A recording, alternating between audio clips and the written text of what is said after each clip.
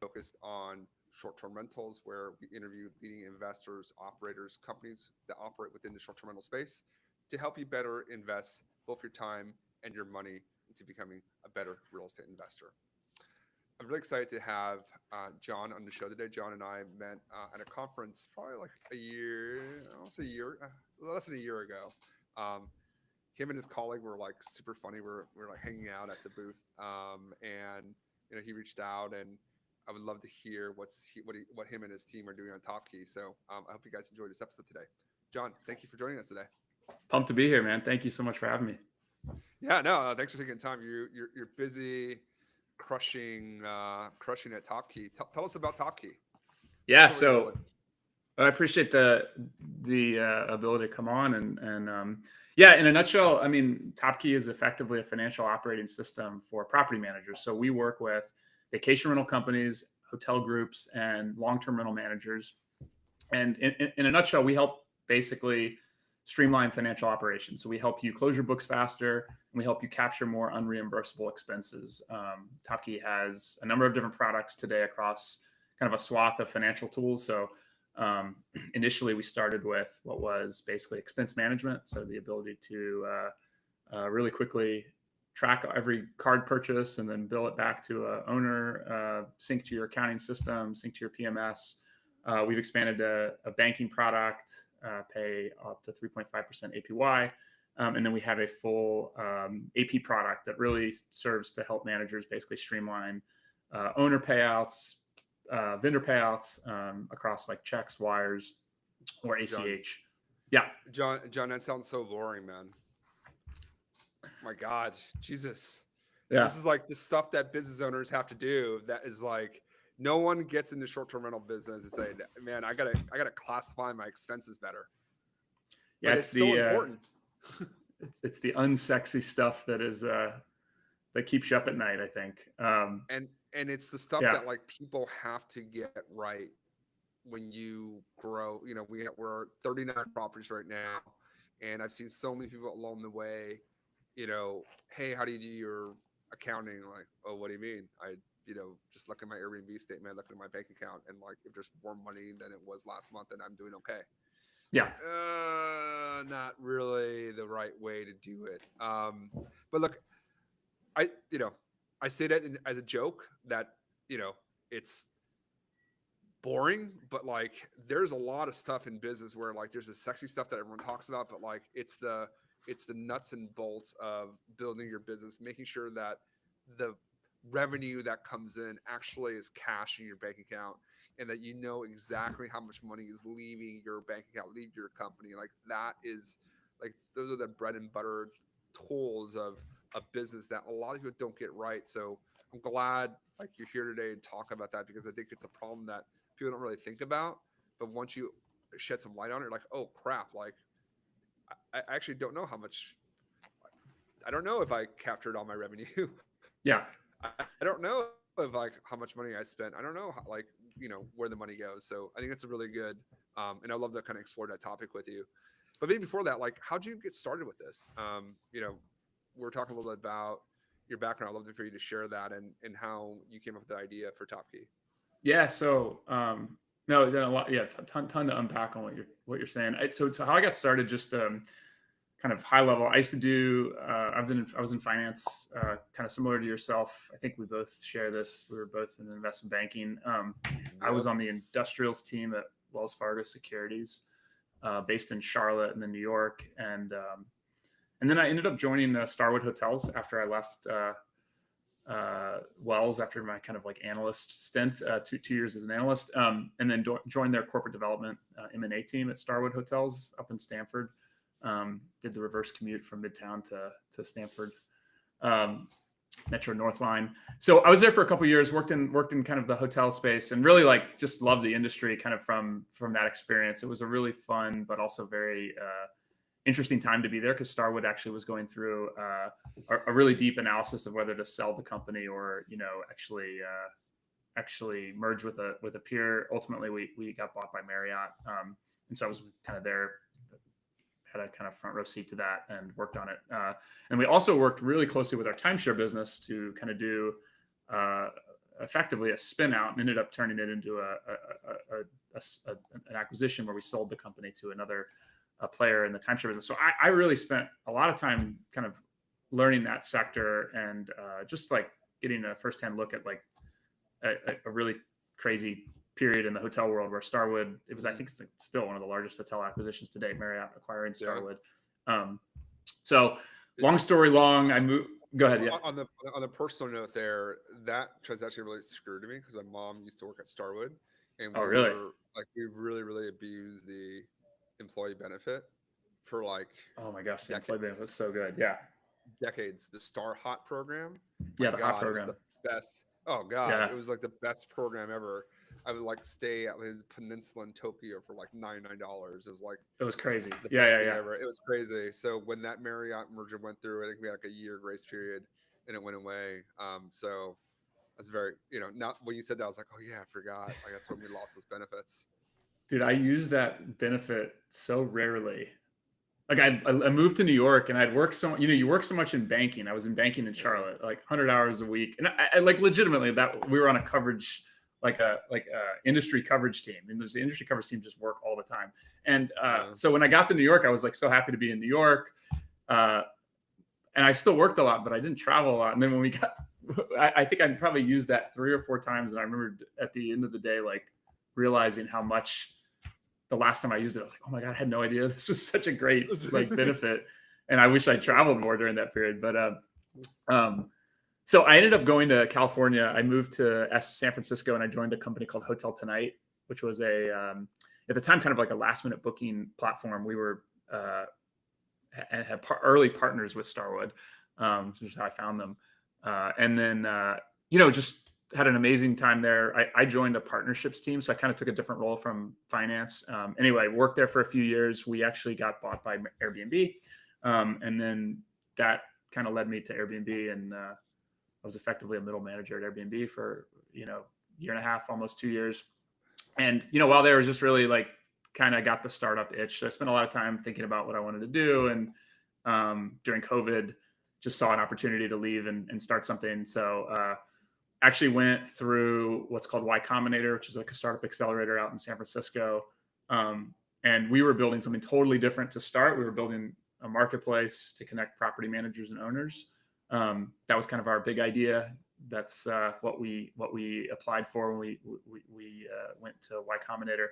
But ultimately, we realized my wife and I had moved to a small beach town in Florida, close to where I'm from, called 30A, Santa Rosa Beach, kind of near Destin.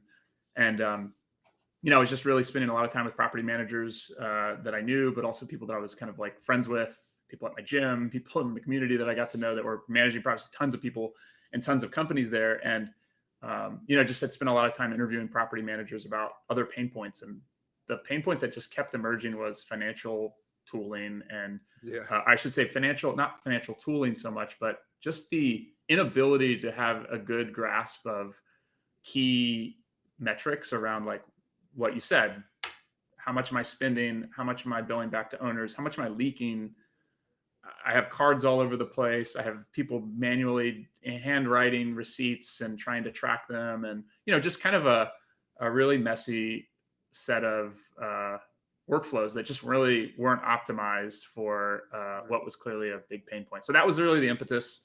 It's been a long journey since, but like, basically just talking to a bunch of managers over the course of, call it 3-4 months, was really the start of it, and then just building it out on a whiteboard. So let's talk about that a little bit, right?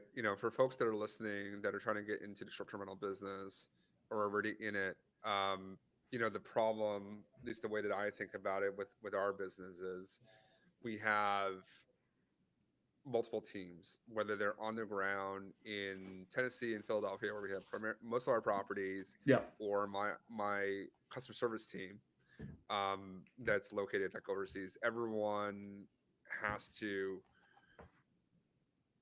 They need a way to buy stuff, and they need a way to reimburse them, right? If they're fixing something, to buy batteries, they had to go to Home Depot to do something, or like my folks on the customer service side, like has to buy toilet paper and all, all just like all the supplies that we need. There's just a lot of different flows that come from that. So, we manage it by, I'll just talk about how we do it. We manage it Yep. by, there's a Amex Amazon card where everything from Amazon gets paid through there. Yep. We use Mercury, and so it's an online platform, so you can create a bunch of cards, virtual cards for my team, so that like I know what I can set limits and all that stuff, and I can know who has what card. And then we use Ramp, that we give our on the ground teams the credit cards, and they go and take the pictures and do that. And we Yep. can track spend pretty well, and they can't go off and they can't go buy gas with it, for example. Like, we don't cover gas, so like we can shut off gas. So it's nice to have a little more finite control versus just giving someone like a general corporate card. Yeah. Which you and I know from investment banking, like, giving someone that card versus having a little more control, from a financial controls perspective, it's a lot better.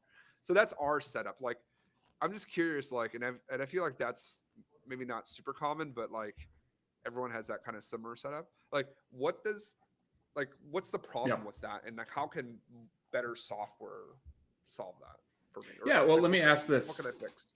Yeah. So let's think about this a little bit more. So what do you use for your accounting? QuickBooks Online. Okay. What's your PMS? I have a love-hate relationship with them. I use Hostaway. Cool. And so Hostaway is a PMS, a property management tool. So basically, all of our properties that are Airbnb, VRBO, all the different OTAs, online travel platforms, so they all connect through Hostaway. Hostaway is really the hub that controls all the reservations, pricing, but it has all the financial data there. So it really is the hub of where your information comes in. And then we use a company called B&B Tally, which helps us take Airbnb payouts and decomposes them into, taxes, fees, et cetera, et cetera. So we want more granularity into our revenue, into what actual revenue. Go ahead. Yeah. So, and are you using a maintenance tool like Breezeway or something like that? We're not. We don't. Okay. We're internally. I think a lot of people listening are more like self-managers. So we internally Sure. manage our own book. So we don't. Yeah. We don't have the issue of billing back a client for something. Sure. Yeah. Yeah. And I think that's probably like maybe one distinction between yourself and a lot of property managers that have like the billable that they have to get kind of reimbursed from owners every month. But so really, if you think about it, like you're using, I think off the top of my head, 5 or 6 different tools like out of the gate to manage this stuff. So I think one thing that like we've been able to kind of show with a lot of these folks, Ramp and Mercury are good tools for sure. We've actually used both. But if you think about it, TopKey has all the same functionality, but we also integrate to Hostaway. We integrate directly to your maintenance tooling. So if you use Breezeway, we have a direct integration to Breezeway. So you can pull back tasks, push them out to your PMS. You can actually pay bills directly from a task in Breezeway. Again, a lot of managers that we work with use something like that. Separately, we have the ability for you to kind of have the full end-to-end workflows of all the systems that you mentioned, but it's in one place. So one big advantage of using TopKey over just kind of generic cards is we directly integrate to every major card provider. So for example, you can work with us directly. We have a direct American Express integration, and you can use the kind of best rewards that you get. So with Ramp, you're getting 1.5% cash back. With TopKey, you can use your Amex card and get 2% or whatever the reward is that you want, because maybe you live in Atlanta and you want to fly Delta, or maybe you're in Austin and you want to fly Southwest because you want your spouse to travel with you. So you use the double mile Southwest card, or maybe you just love Capital One Spark. You can use that. And then separately, you can use like an Amazon 5% cash back from Amex, which everyone should that's use. That's why I use that card for Amex. Go ahead. Yeah. So and like one example of where we've kind of built, we have an integrate. Yeah, go ahead. So because I think I didn't know that, so that's actually really important. Yeah. So through TopKey, you can actually, I can actually still access the same rewards program. Yeah. on Amex through your virtual card. Any Visa, MasterCard, or Oh, cool. I say Very any. cool. I think there's like one random bank and card combination with MasterCard we can't do, but pretty much every major business credit card um, you can connect to. The other Awesome. thing is we have a direct integration to Amazon. So anytime you make purchases on Amazon, we will take and cut the transactions automatically, pull in the invoices, create custom invoices, fix them directly to your receipt. So you don't have to do any like manual tagging for things like Amazon. Oh, Um, okay. Okay. big pain point. A lot of managers we work with Mm, spend lots of money on Amazon. Um, and then everything kind of can connect to either your third party bank. So if you want to use a existing bank, you can, or you can use our bank, which has zero fees, effectively zero fees. And then you have full ability to earn, I think we pay out like up to 3.4% APY today. mm, And you have like the ability to essentially take a lot of different tools and combine them into one. Where FDIC insured up to 3 million. If you're using Mercury, it's kind of similar in that regard. But having everything in one place, a not so minor issue as you start to scale. Nothing you mentioned, like yeah. we have like a full-on revenue recognition product we're about to launch, which would effectively allow you to do some of the stuff you mentioned with, I think, BNB Tally. So we have that bank reconciliation product that you Interesting. could then Okay. pull Yeah, in. because I think So yeah, that's something that I think a lot of people don't do. And like yeah, the way I do it, I just, I on my QuickBooks, I have a revenue number. Say it's $200,000, right? When I say this is like for it's summer, so it's better right now. So yeah, say May was like 200K, and I go into my bank and I go and download. I have to manually download all the transactions yeah, and write a sum if function, um, and tally up all the credits, and it's like, how close do I get to 200? How close do yeah, I yeah, get? yeah, And obviously, there's timing differences. Things roll. So it's like, okay, it's like 1 or 2%. Like I don't get too fussed about it. Like 3 or 4%, 3+%. Like, wait, okay, I got okay. Well, what's going on here? Something's like funky. I'm gonna figure out. Most people don't even do that, and I'm just like, oh man, like folks. So you have a product that can do something similar, yeah. So we're about to launch a or product that will have this fully includes a direct integration to Airbnb. So we're really pushing interesting. we'll be able to kind of support kind of an end-to-end reconciliation in the same manner that you might have to do manually today, which is exactly what a lot of people are doing. It's amazing to me. So many people are basically just staring down the barrel of, I think I collected this much. Maybe my bookings showed X dollars. Maybe they showed my bank accounts show Y I love dollars. that. And you Yeah. just don't, there's a lot of like just a lack of visibility, and it's just basically the debits and credits that come in and out. And how do you know that, what's in your bank account is reflective of what actually was accounted for to your guests from your This is guests. this Um, is so this is so important. I want to highlight yeah, because it seems a little esoteric and kind of technical, but it's so important that the cash is the lifeblood of your business, yeah, not revenue, not EBITDA, not profit. It doesn't. That's 100%. all. That's an Yeah, accounting fiction. That's an accounting fiction. I can anyone smart. I mean, anyone that knows accounting can kind of like futz around with that. yeah, The only one number you can't futz with is cash. yeah. Um, so Dollars it's in, dollars really out. dollars in, dollars out. That is the single source of truth. And in your business, if you don't know how much money you're actually collecting, you might know your revenue, but if you don't know that you're collecting that cash that revenue represents, Yeah, like you have a major problem. And then there's obviously levels to that, right? Like how which ones and all that. But for most of us, if you're not running a kind of you don't have a full kind of finance department, it's kind of hard to kind of get to that level. There's software yeah, Your software solves that. The closer you can get to that, the better. And I know of many cases of people thinking they were profitable, like in our mentorship program, when they come in and say, hey, I made all this money. I say, okay, great. And then I set up with our accounting, we have an accounting partner, VA. Basically, he has a VA company that goes and yeah, helps people sort out their books. And they're like, oh, wow, like I didn't realize Oh, really? I didn't realize this. Oh, I didn't realize Stripe Yeah. was taking 3%. Oh, I didn't realize this payout account was different. Oh, I didn't realize like all these things, and they're like real dollars and cents. And what you think was profitable ended up not being as profitable as you thought because you didn't collect the cash that you thought because you weren't taking into account fees, payment Yep. fees. 3% is not nothing from Airbnb or for Stripe. Totally. Um, you're getting leakage, like all these expenses that like you didn't know. I didn't realize. Oh, I had this. I didn't realize I was paying my person this. Oh, I didn't Yeah. realize I was doing this. So this is where, like, if you're listening, like, this is where it's important. I think this is a real value proposition. I thought, I think I'm pretty decent at this, but like, even now, like, I learned, oh wow, like I didn't realize that. That's actually a big reason why I didn't want to switch it on a product because I get 5% back from Amex, Yeah. and we buy a lot of stuff from Amazon. So like between my wife and I, like we have 2 cards, and that's it's a 100K limit on the thing, but that's 5K a year. I mean, it's 10K between us Totally. for I using mean, one card. Like, why not? Like, yeah. I'd be silly not to. I'm the only.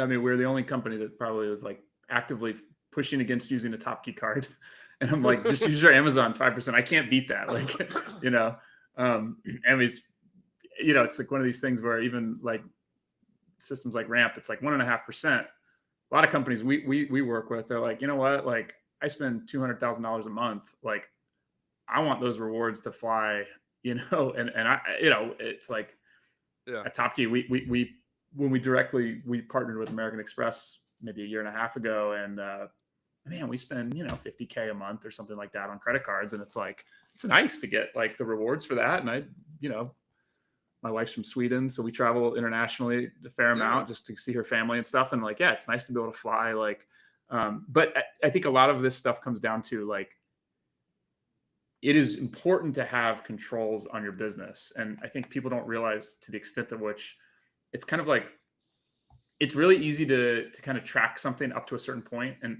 we all can do better running a business. You're always kind of tracking up to a certain point, and you go, I don't know, it's a long tail, or like put that into another line item, and it's like, well, at some point it's, there is a point at which you got to step back and go, wait, like the average property manager at the best performing in company is maybe netting, I don't know, 17%, like 20% is like maybe like top tier. If you talk to like folks who do, our team just did a webinar today with C2G Advisors. They work with a lot of bigger managers, and it's like 20% is like incredible if you're a really great manager. So, you're not printing money, but you can make really good returns if you follow a very kind of methodical approach. And, there's ways to do that with technology that I don't think people realize. The other thing I would mention, and I'm sure you've seen this, is like, we partner with a lot of bookkeeping firms. In fact, a lot of our best customers are bookkeepers, accountants. But I always caution people like, hey, you're going to be working with a third-party accounting firm. They're more than happy to like work with you. As you scale, their costs go up. You just continue to scale with them. So it's really important to kind of have visibility for your own perspective, to be able to say, hey, we know like how much we're paying out. We know kind of like what is the actual, like,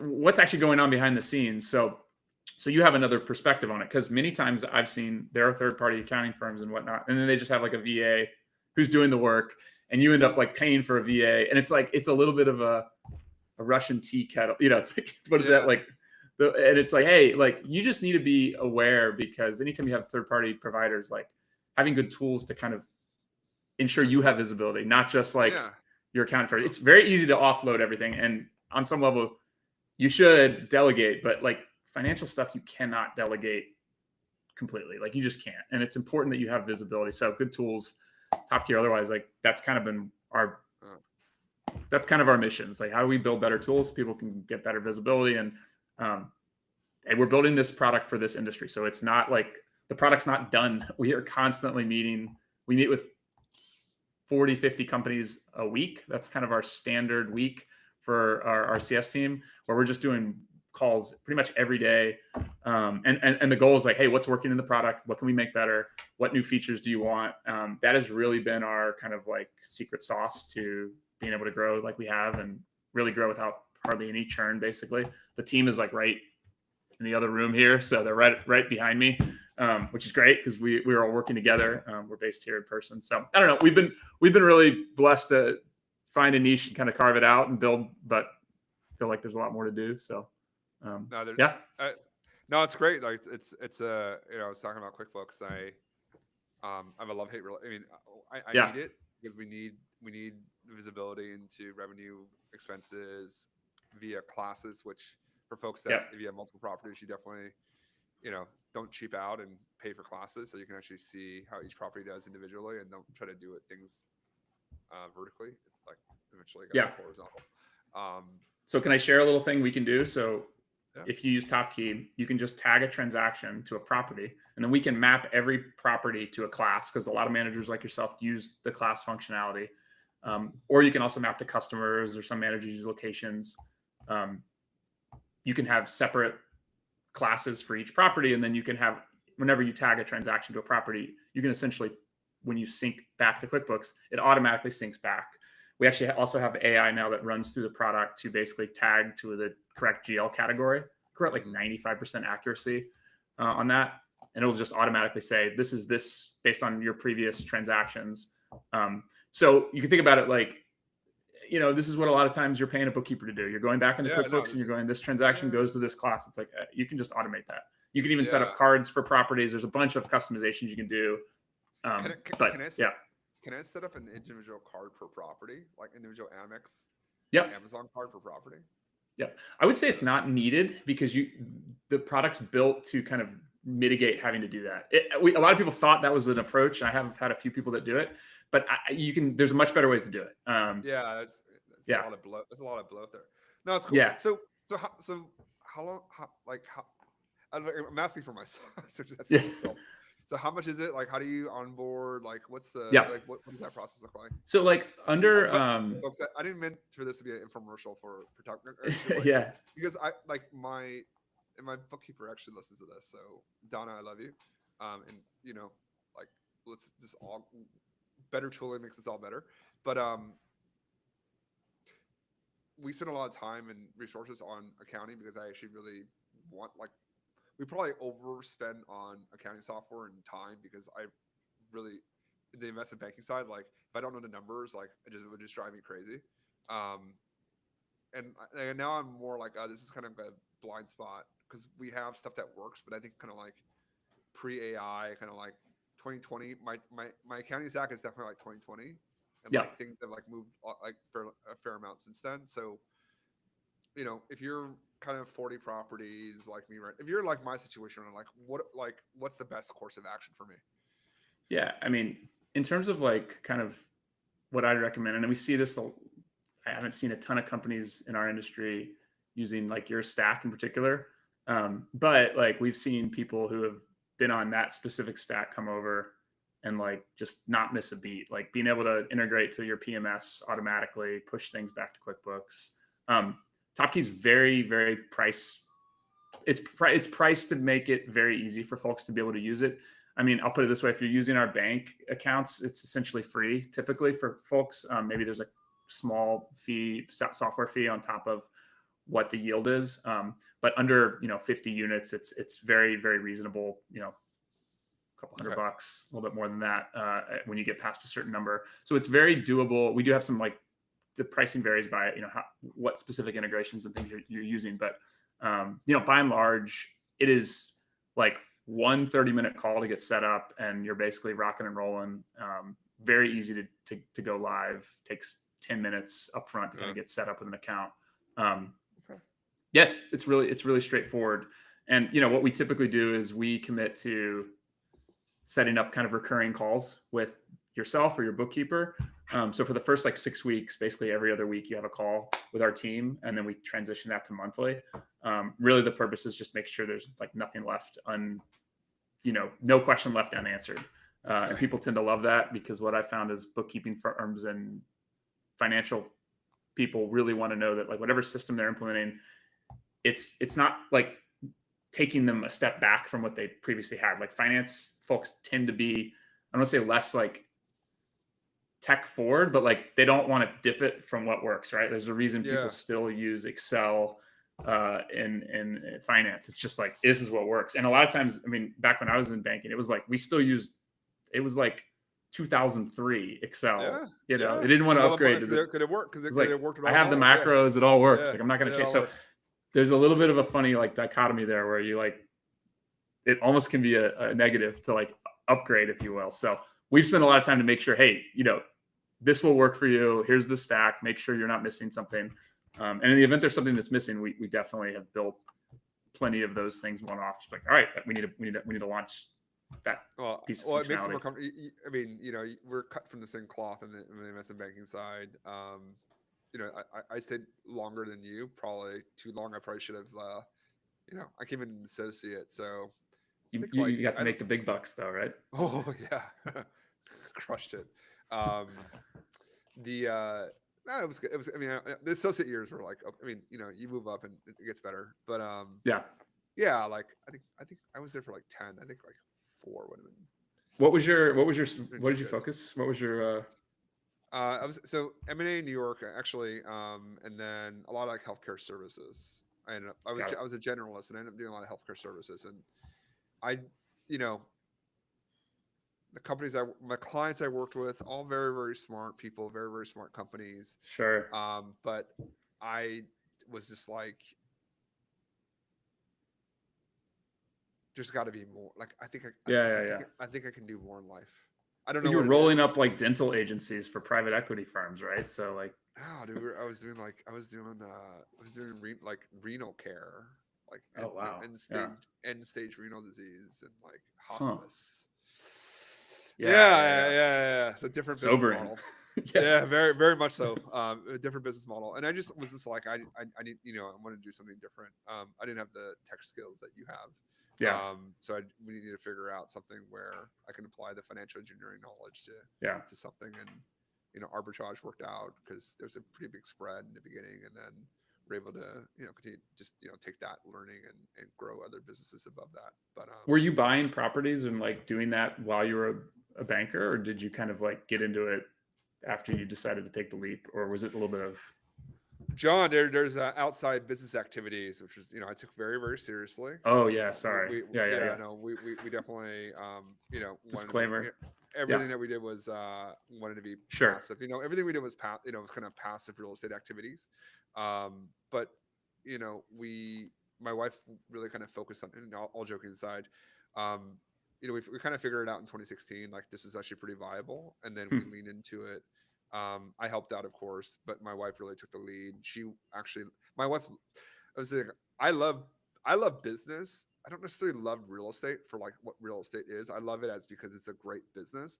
My Right. wife loves real estate, and then she learned to love business because it's like a way for her to be around real estate, acquire more real estate. So in a way, like Yeah, it was that's a good great. match because we came at it from different. Like I was pretty agnostic on the product, and then I discovered, you know, 30-year fixed rate financing, and I was like, wait a minute, like this is pretty good. I like this. Yeah.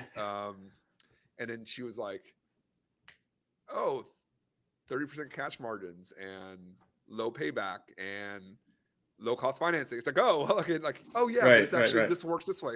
Oh, but you know, that's like, oh, like, you know, we each saw things that we, you know, weren't natural to us, and then, you know, we haven't killed each other yet, so we're still working together 9 years later. I mean, kudos for being able to work with your spouse. I think that's such an interesting like thing. I really respect people who do that. I feel like it's probably, if you can do it, it probably is great for a relationship. If you guys are able to succeed at it, it probably shows that you guys have the ability to you know, partner on multiple levels, right? Like, and also like, there's probably a lot of creativity that goes into it from both like the kind of staging and showing and financing, and there's just a lot of different components to it. I think, I mean, if you can figure it out, yeah, I think it's actually like incredibly powerful. You know, it all goes into the same bucket, right? Like, if one, again, to be really aligned to like what you want to do in life. I think that's kind of the key thing, at least for us, was like, we want to both be really good parents. We want to Yeah. like we want to be we want to be at home. We don't really want to like both of us travel and be on work calls. We want to like be Right. really good parents, and a necessary condition to that was like not being an investment banker. Working So 80 hours a week and being gone every Sunday morning is not like ideal for that. yeah, Yeah. shocking. I mean, Yeah. look, Yeah. I Yeah. mean, there's a place, and not to Sure. say if you work 80 hours, you can't be a good parent. I just like for me, it just I wasn't get like it. I Yeah. didn't see myself in that. And then we were looking for a way to get out, and the only way that we really could do it was if we like had to work if we worked together. And you know I think it's made us like better parents. It's made us, I think now then we had kids, and I think actually now raising kids is a lot easier now because we've Hmm. gone through that. We know how to Yeah. like communicate and problem solve together. um and then just on the financial side, like since we're talking more finances, being able to acquire mortgages in one person's name, for example, being able to like be strategic in how we finance properties, how we structure Yeah. ownership, how we you know we're like one tax entity under the eyes of the IRS, right? Like bonus depreciation, material participation, like we can do it together, like we can split those hours and recognize as one. There are all these things that as a married couple that you can do together without a bunch of paperwork and legal structuring and lawyer costs. And there's just a level of trust there, right? Hey, we're like doing this because we want to send our kids to like a really good school and we want to Yeah. provide for them. So all those things, like, versus, not to say like other successful partnerships, but you work with someone else that's like not your spouse, right? Like there can be an alignment on the business vision, but there's probably not Yeah. going to be like perfect alignment on like the goal, the why, really. Right. And then you got to split everything up. You got to do a bunch of things. So we found it to be to work. And yeah, 9 years, like no really heavy object thrown at each other. Huh. We've had phones thrown at each Amazing. other. That was it. The Yeah. heaviest thing was like an iPhone 14, I think maybe like a year and a half ago. Yeah. In Hopefully frustration, it had a case on it, maybe. it did have a case. I think That's it good. broke though. I think it broke. I mean, the thing is, I mean, just from and again, you did a lot longer than I did, but just, I have so many friends who are still in the industry, and it's a weird, not weird, but it's a uniquely, I think a lot of like, law, like big time law is like this. I know friends in accounting, where you have like a bonus that you're tied to. There are very limited windows where you can leave because the clock resets. And then of course there's like, okay, if you leave, you only get a quarter of your bonus or whatever. They've figured out ways to make it still So like hard not to leave. ideal, but like you Yeah. hit a certain point every year and people go, well, I'm just going to have to like, I'm just in for another 6 months, just in for another 6 months. And the higher you get, the more it becomes just like a gilded cage, because you don't necessarily, it's very hard to say I could make more going outside of that, because for most people they can't. You I mean, can't. You can't. You yeah, actually can't. So yeah, I mean, like one, yeah, you can't like if you're folks that aren't like in professional services, the way they get you is like deferred compensation, deferred comp, yeah, which is basically like, hey, congratulations, you made $1 million this year. Like, oh, cool, awesome. Where's my check? Like, no, actually, well, you get 600 now, and then pre-tax. But then the 400, we're gonna give you over the next 4 years, 100 per year, tied to a stock price. Oh, but then we're also gonna pay you. We tell you what your bonus is in February, but we're not gonna pay you until May. All these wow, these things yeah, that like they structure, so you're like, oh man, okay, so I didn't really make $1 million. I made 600 plus one. Okay, that's still good, but I still have 300 there that like yeah, I have to wait for. Okay, and then I don't get paid until May, so like I'm already 5 months into the year. So and then you basically have this accumulation of deferred comp, and then your current year comp is effectively deferred too, and your bonus is deferred. So like all these things, they just try to push everything out to the right and make it as much, and then you can't leave. If you leave, then all that goes away. So then, I mean, it's very smart because the math is like, wow, like you gotta have something really good to get out, or Yeah, you're yeah, just yeah, like you just can't do it anymore. To yeah. you, Yeah, and you're as you get more higher and higher in your career, your objectives change, and you're tied to new business, and that's obviously like the best folks on the sell side. It's ultimately like, can you go out and bring in a client and left lead a deal or whatever? So you're really vested. So you build these relationships over years, and there's all these other incentives professionally and otherwise where you're tied into the outcome. So it can create a world where you really are stuck, and a lot of people. I mean, I certainly know friends who are just absolutely love it. I mean, I do know people who really are fantastic at what they do, and they're yeah, heads and toes better than most people in what they do. They also work like they're 38 and they've worked like they were 70. They have a lot more experience. But there's a lot of people that just, I find that they like maybe made the decision like you did, which is, hey, there's something else I could do, and so kudos to you for doing it. and look, and there Yeah. are people that are just stuck there too, that like can't really leave, that have to do Yeah, it. yeah, yeah. That have, I think that's the two parts, right? Is one, your identity is really tied to being Right.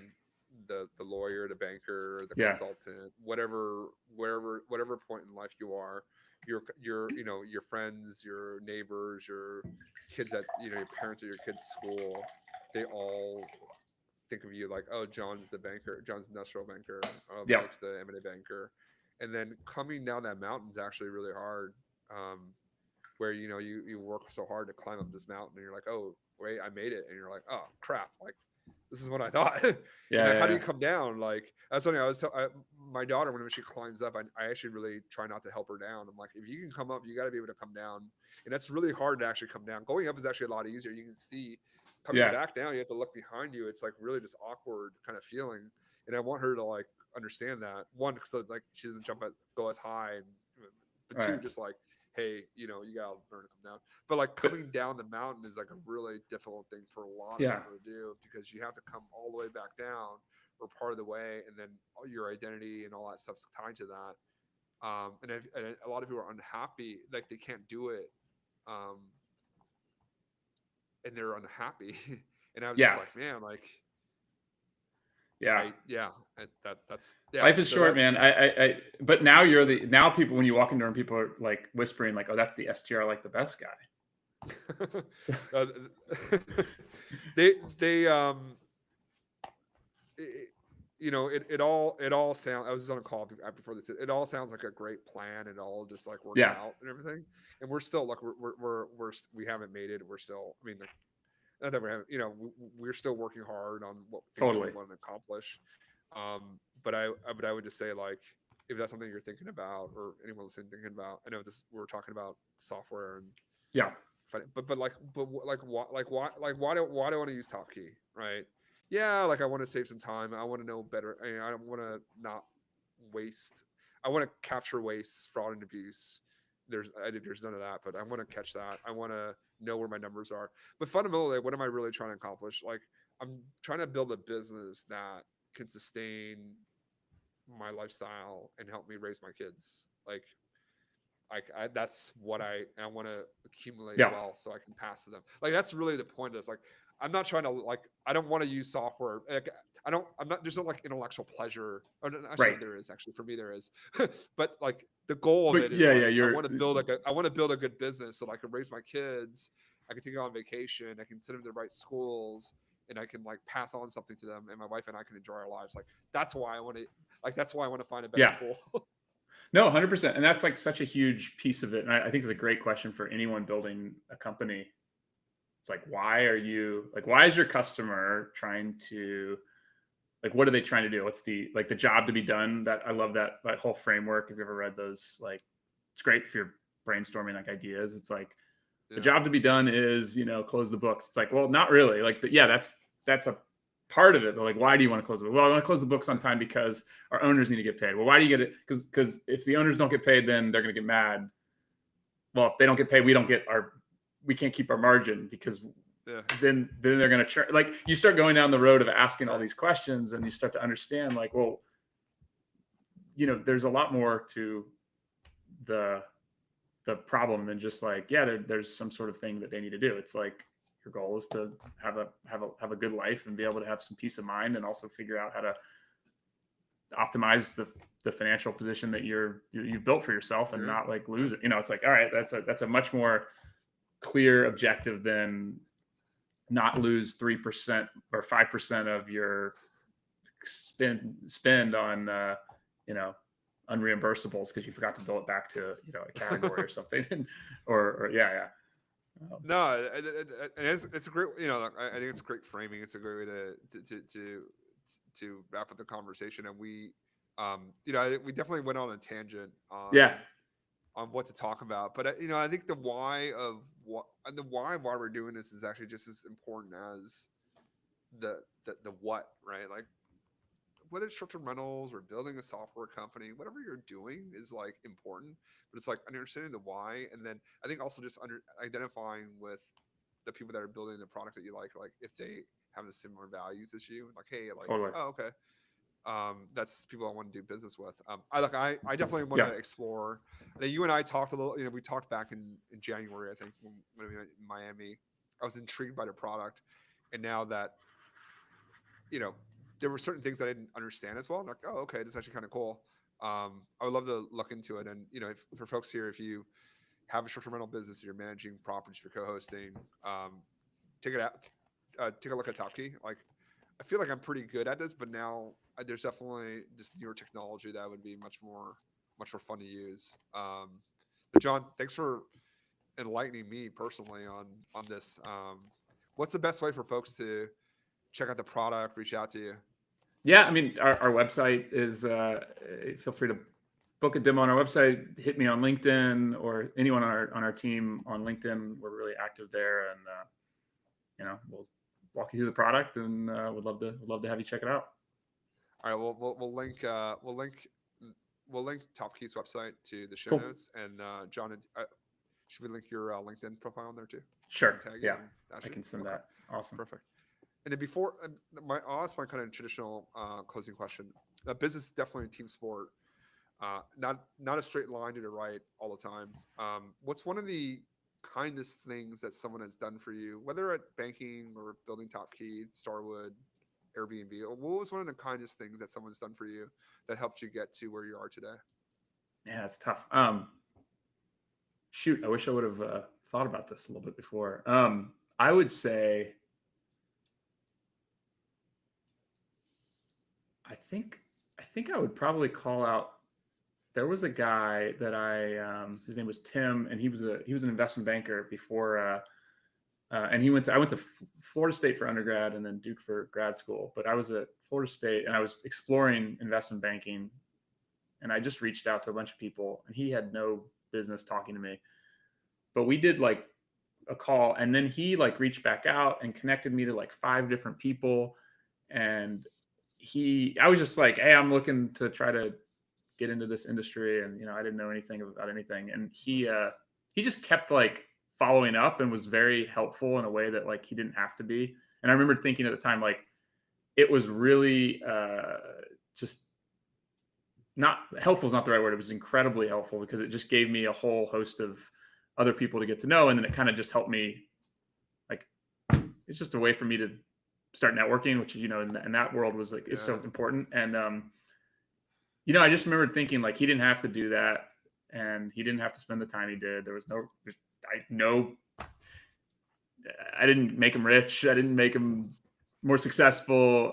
He didn't know me or know my dad or know my mom or anything. It was just like a totally random person. But I remember thinking that guy in particular, just doing the work that he did to like connect me to those people, it was really helpful and helped me a lot, just kind of get my bearings. And I don't know. I found that to me, it's such an easy thing to do. And I try to do that when I can with people, especially younger people who are trying to break into industries. It's so hard.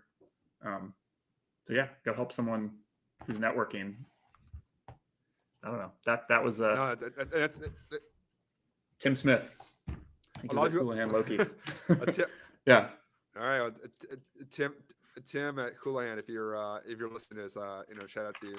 Thanks for doing that for John. And like, it's funny, a lot of people say this when I ask the question. It's like, it's not actually the action because there's probably like maybe more impactful things. I think it's really more of like just like someone did something and they just didn't have to, and they never didn't ask for something in return. They didn't like there was no expectation. They just wanted to do something nice because they probably maybe they had like a similar situation or they just wanted to be a good person. And Yeah. it just like impacts people in those ways. So like if you're listening to this and you can be helpful for someone, please do that. Like you can really change someone's lives and not know about it.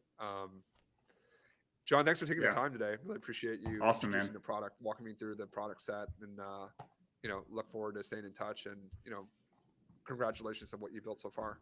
Yes, sir. Thank you for the time as well. Really enjoyed it. Perfect. Stop here.